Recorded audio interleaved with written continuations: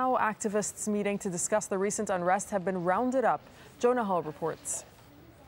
Munyaradzi Gwizai is a former opposition member of Zimbabwe's parliament and the man who convened a meeting last Saturday in Harare to discuss the uprisings in North Africa. Gwizai and 45 others were arrested, allegedly tortured. They now face a charge of treason that carries the death penalty. He obviously would like another government to rule the country, so that's not a secret.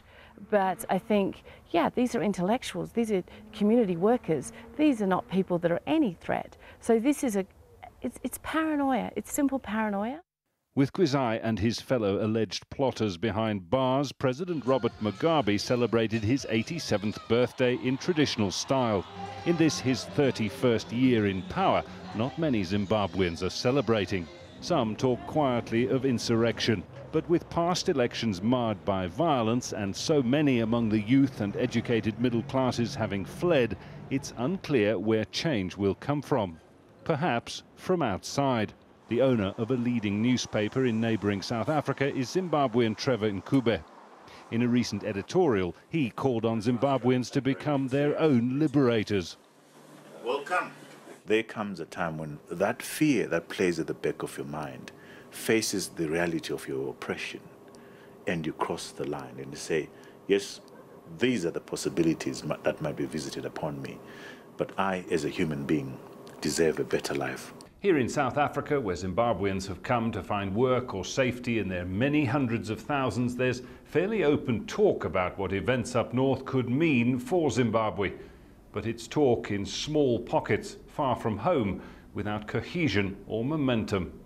An email doing the rounds inside and outside Zimbabwe calls for a 1 million citizen march in Harare on Tuesday. It's linked to a Facebook page which only has about 230 members. What could be a sign of online activism is instead greeted with skepticism.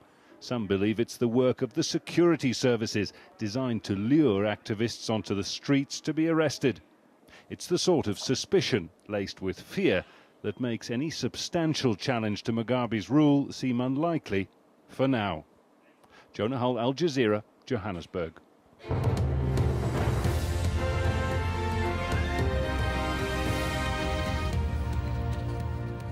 The headlines on Al Jazeera. Libya's Air Force has reportedly bombed an ammunition depot held by opposition forces in the city of AlJazeera, and there are reports several people are dead in the capital Tripoli after forces loyal to Gaddafi opened fire on protesters.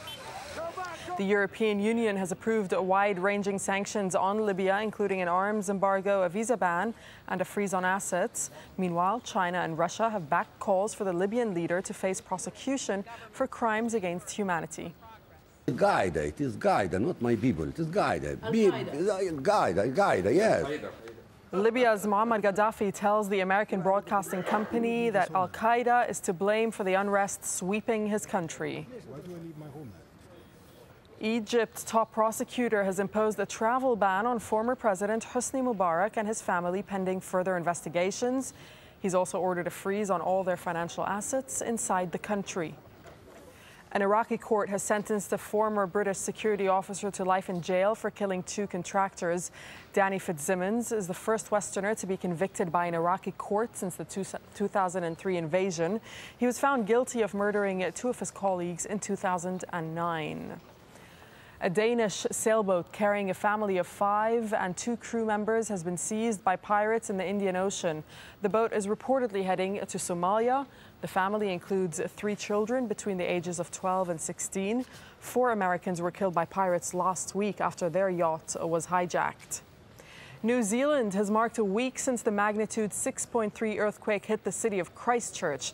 The country observed 2 minutes of silence to mark the occasion. More than 150 people from 20 nations have been confirmed dead. Earlier in the day, officials said the death toll might hit 240 as search and rescue crews continue to look for the missing. And an event designed to promote the use of bicycles in Brazil took a very different turn over the weekend.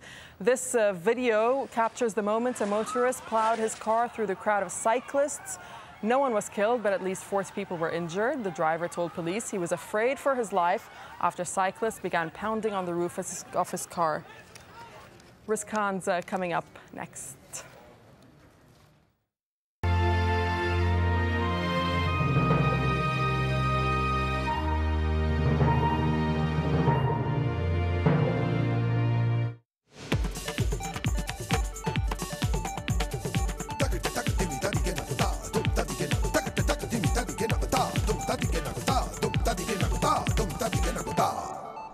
Hello and welcome. Barack Obama came into office talking about a new beginning between the US and the Arab world. But how much will really change as the Middle East continues to dramatically reshape itself politically? One crucial issue Washington needed to address was Israel's illegal settlements. Here's what President Obama said during his Cairo speech in 2009. The United States does not accept the legitimacy of continued Israeli settlements. This construction violates previous agreements and undermines efforts to achieve peace. It is time for these settlements to stop.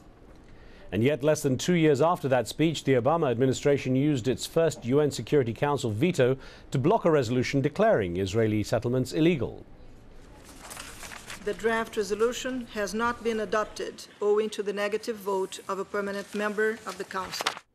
Many observers believe that voting for the resolution would have well served US interests during a very crucial moment in the Middle East, as the Palestinian issue has always united Arabs. So today we ask, has the US missed an opportunity yet again to engage constructively in the Middle East? The phone lines will open in a little while, but for now you can join the discussion with your questions and comments via email and text messaging. Well, joining me on the show is Zalmay Khalilzad, the former US ambassador to the United Nations. We'll be talking to Dr. Khalilzad in just a few minutes. But first, I had a chance to talk a short while ago with the world-renowned British-Pakistani author and critic Tariq Ali. I began by asking him how similar he found the Middle East policies of the Obama administration to those of the former US President George W. Bush, particularly when it comes to the Palestinians. Well, I think they're very similar. As far as Israel is concerned, there's been no change at all. And essentially what Obama is doing in Israel-Palestine is exactly the same as Bush, forcing the PLO to accept everything that the Israelis are asking for. As AlJazeera has already revealed in the Palestine papers, something that people like myself had been saying for a long time, that the PLO leadership has capitulated totally and completely. And I really wouldn't be surprised if what we're seeing elsewhere in the Arab world, in Cairo, in Tripoli, in Tunis, in Sana'a, doesn't spread to Ramallah soon, because I think that ordinary Palestinians are fed up with their leadership and the repression that has been meted out to them. And on that, Obama and the Israelis, like Bush and the Israelis, are at one.